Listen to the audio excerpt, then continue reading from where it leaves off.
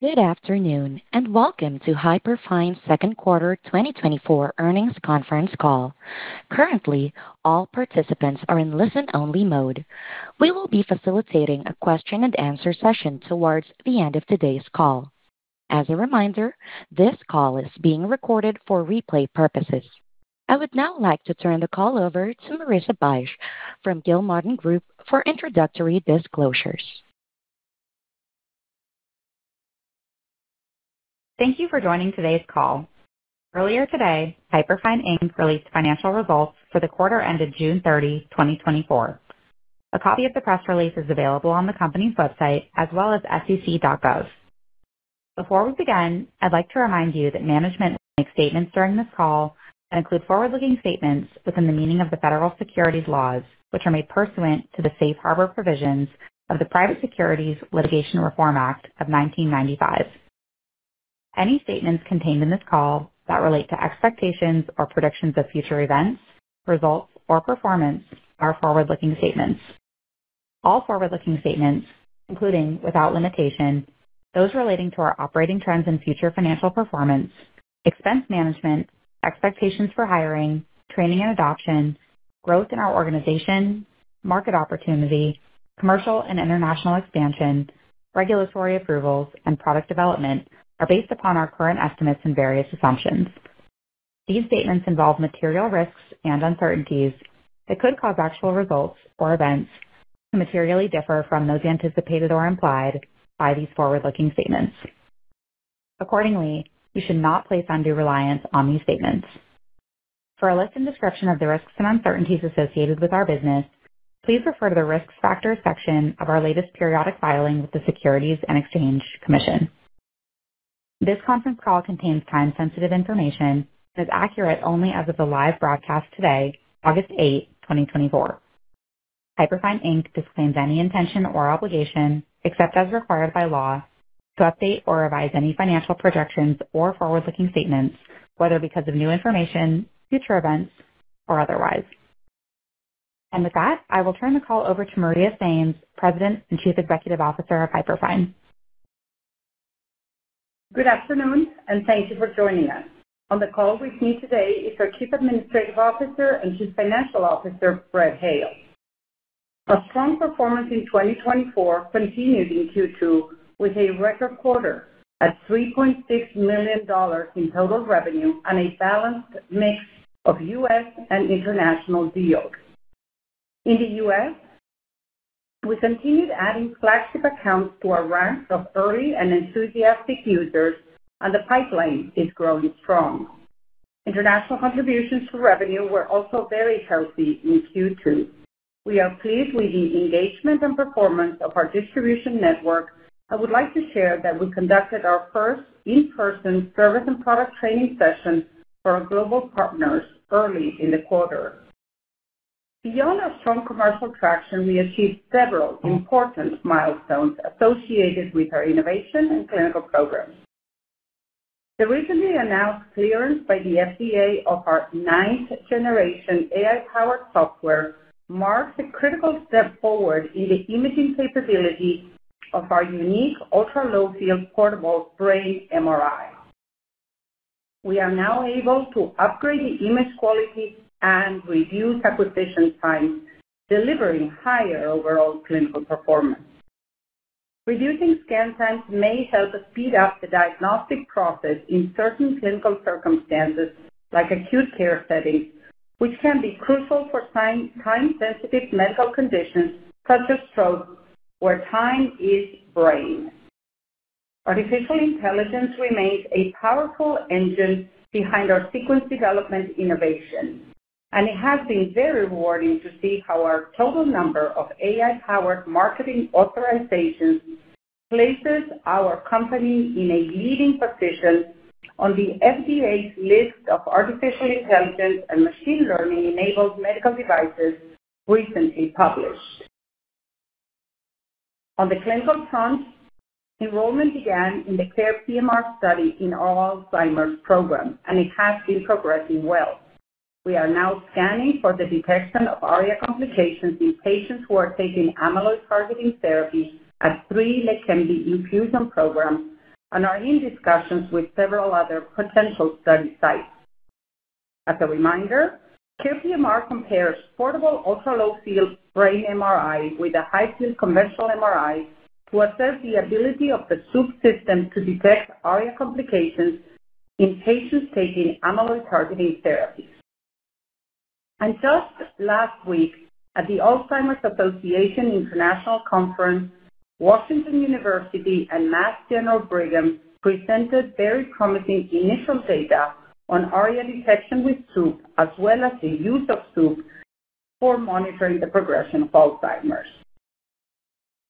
The first poster was presented by Dr. Okafor from Washington University and included the images of one of the first ARIA cases observed in the study on both a conventional 3 Tesla scanner and the Swoop ultra-low-field portable scanner. The second poster, presented by Dr. Taylor Kimberly from Mass General Brigham, focused on the quantitative assessment of ultra-low-field MRI images compared to conventional high-field MR images in evaluating brain morphometry in Alzheimer's patients, and highlighted a strong agreement in volumes between conventional MR images and Swoop images. The authors concluded, quote, "Given its portability and low operational cost, low-field MRI holds promise as a valuable tool to diagnose Alzheimer's disease and monitor its progression." End of quote. There are real workflow benefits to bringing brain imaging closer to patients with Alzheimer's disease, their clinicians, and care partners, with the potential to have substantial impact in access, cost, and equity in Alzheimer's care. We expect to significantly optimize workflow and ultimately open up the opportunity for more patients to be monitored and treated safely and efficiently at different sites of care. In stroke, ACTION PMR is progressing well. This is a multi-center evaluation assessing the use of the Swoop system for the triage of acute ischemic stroke. The initial 100 patients have been enrolled to evaluate acute stroke detection with the Swoop system as compared to CT and conventional MRI. Recently, we announced the publication of a subset of data from the study providing early evidence that the Swoop system is a promising tool for enabling critical stroke treatment choices in urgent care settings. The data is published in the August 2024 edition of Annals of Neurology and highlights ultra-low-field MRI's ability to be used as a tissue clock to characterize acute stroke. We look forward to having additional data shared later this year. We also plan to launch the workflow phase of our study to assess the efficiency and economic value of accessible brain MRI in EDs and spoke settings to triage stroke. Now, building on the momentum we have across all of our initiatives, I want to provide more detail on the acceleration we expect to see in our business as early as 2025. We have also detailed these catalysts on slide 12 of our most recent investor presentation deck, which you can find on our investor relations site. As the field of Alzheimer's care continues to rapidly evolve, we are generating data to support the clinical utility and workflow benefits of the Swoop system for this patient population.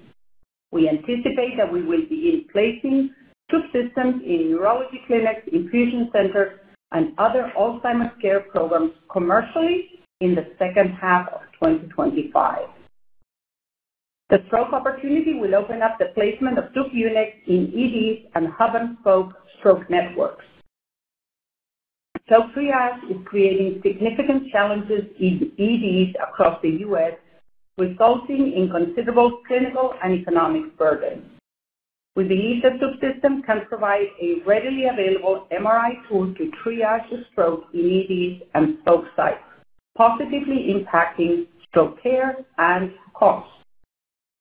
We anticipate ED placements to be incremental to critical care placements in the hospital setting, and we expect revenue contributions from this opportunity starting in the second half of 2025. We have also been pursuing opportunities outside of the hospital. I would like to now provide detail on our entrance into the neurology office setting as a new and additional business for Swoop system placement. Our initial step in our plan to enter neurology offices is obtaining accreditation, and we are pursuing expanded out-of-hospital and clinic setting accreditation through the Intersocietal Accreditation Commission, IAC, which we anticipate being completed by the end of this year. Additionally, the American College of Radiology Accreditation recently revised their safety manuals to include new language regarding the safety profile and training requirements of low-field point-of-care MRI. We are pleased that major accreditation bodies are now formally acknowledging the importance and emergence of low-field point-of-care MRI. We are mobilizing resources to support this new opportunity for Hyperfine, and we expect to see revenue contributions from the new office business also in the second half of 2025. Furthermore, international expansion will be another growth driver in 2025, as we will have a full year of our international distribution network in place, as well as a potential regulatory approval in India in the second half of the year. Clinical use internationally is similar to what we have seen and plan to do in the U.S., and we anticipate Swoop system placement in international markets across multiple types of care, including adult and pediatric care settings. The diverse Swoop system adoption, expansion, and growth opportunities ahead of us are all large and compelling. The fundamentals of our business are solid, built on our proprietary technology, our leadership position, our track record of innovation, our healthy gross margin profile, and strong spending discipline. We have multiple large and near-term opportunities to grow from our strong foundation, and I am confident we will see significant business acceleration in 2025 and beyond. I would now like to turn the call over to Brett to review our performance in the quarter. Thank you, Maria. Turning to our financial results for the second quarter of 2024. Revenue for the quarter ended June 30, 2024 was $3.6 million, up 7% compared to the second quarter of 2023, and up 10% compared to the first quarter of 2024. Gross profit for the second quarter of 2024 was $1.8 million compared to $1.4 million in the second quarter of 2023, resulting in a record gross margin of 50%. R&D expenses for the second quarter of 2024 were $5.9 million compared to $5.3 million in the second quarter of 2023. Sales, general, and administrative expenses for the second quarter of 2024 were $6.7 million compared to $7.8 million in the second quarter of 2023. As outlined by Maria, we continue to invest in the areas of innovation and operate lean. Net loss for the second quarter of 2024 was $10.1 million, equating to a net loss of 14 cents per share as compared to a net loss of $10.6 million or a net loss of 15 cents per share for the same period of the prior year. The improvement in net loss was a result of our strong revenue, expanding gross margin, and continued spending discipline and cost-saving initiatives implemented across the business over the past year. Our cash burn in the second quarter of 2024 was $9.4 million, and as of June 30, 2024, we have $53.8 million in cash and cash equivalents on our balance sheet.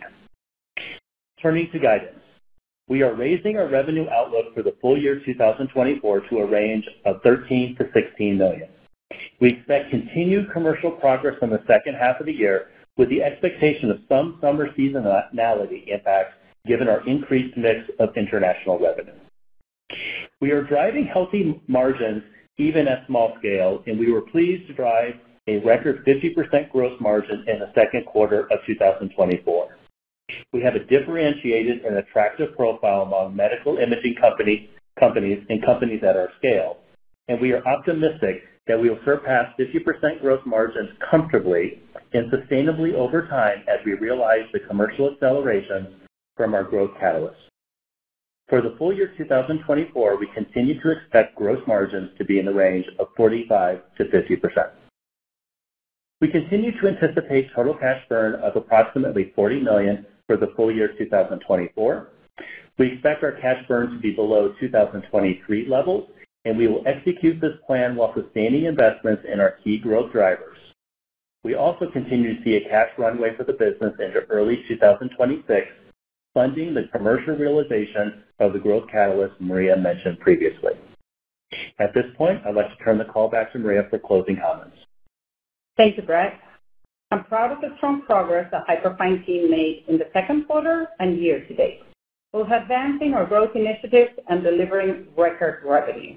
I remain very optimistic in our ability to execute and deliver significant business acceleration in 2025 and beyond. Just last week, I was able to witness firsthand the interest and enthusiasm for what portable MRI can represent in Alzheimer's care. The Alzheimer's disease field is an area of huge unmet need, with significant investment from the pharma industry, global policymakers, and advocacy groups. It is rapidly evolving, and the focus on access, equity, and workflow simplification is often in the center of the debate, which reinforces how we assess the fit and the potential for the Swoop system. With that, I want to thank you for your time and open up the line for questions. Thank you. The floor is now open for questions. If you have dialed in and would like to ask a question, please press star 1 on your telephone keypad to raise your hand and join the queue. If you would like to withdraw your question, simply press star 1 again. If you are called upon to ask your question and are listening via loudspeaker on your device, please pick up your handset and ensure that your phone is not on mute when asking your question. We will pause for just a moment to compile the Q&A roster. Your first question comes from the line of Yuan Ji from B. Riley. Please go ahead. Maria, congrats on a very good quarter, and thank you for taking our questions. I got a couple of questions here. First, would love to hear the reasons for you to update the guidance here. Was it driven by your U.S. sales force, or was it partially contributed by the international sales? And then if you can comment on your confidence reaching the guidance here, that would be great. Then I have another follow-up. Sure. Thank you, Yuan. So clearly the first half has been a strong first half, and we're closing the first half with a strong momentum across both our U.S. and our international channels. And that has gotten us to really raise the guidance with confidence that we can deliver a little bit more than we thought before, in light of how well the international channel has responded with our support, but also the strength of the pipeline in the U.S., both in adult and pediatric hospitals, which we have been mentioning for the last few quarters. Got it. So it was great to see the poster presentation at the AAIC, and I have heard positive feedback on the product demonstration. I'm just curious, have you thought about the timeline to convert some of the leads from AAIC into orders?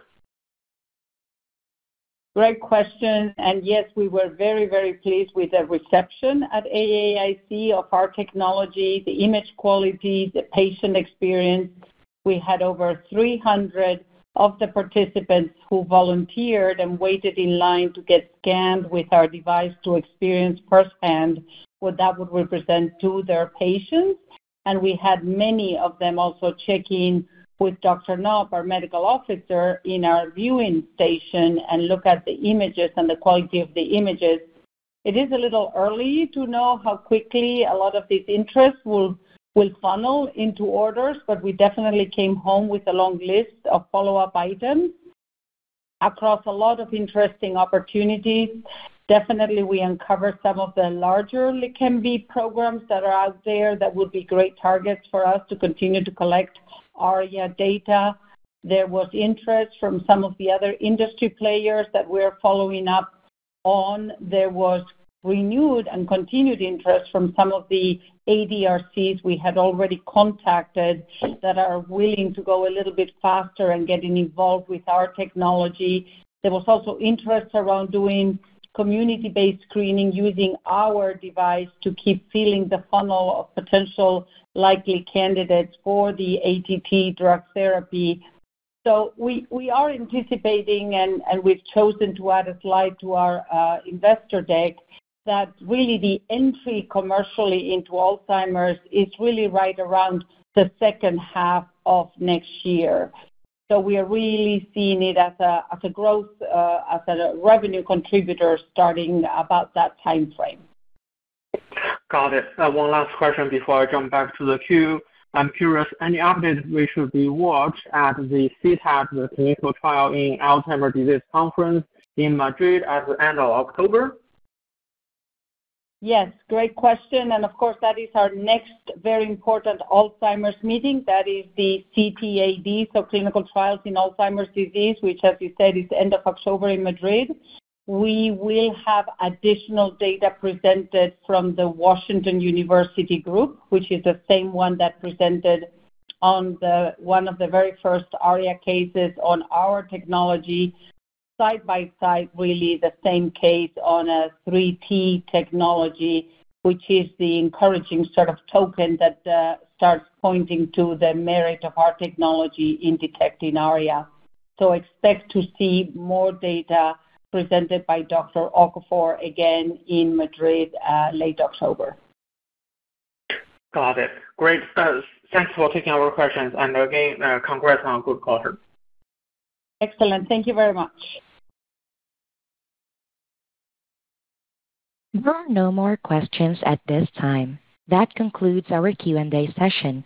I will now turn the call back over to Maria Sainz for closing remarks. Please go ahead.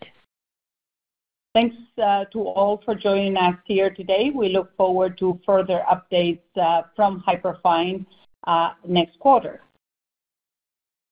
Ladies and gentlemen, that concludes today's call. Thank you all for joining. You may now disconnect.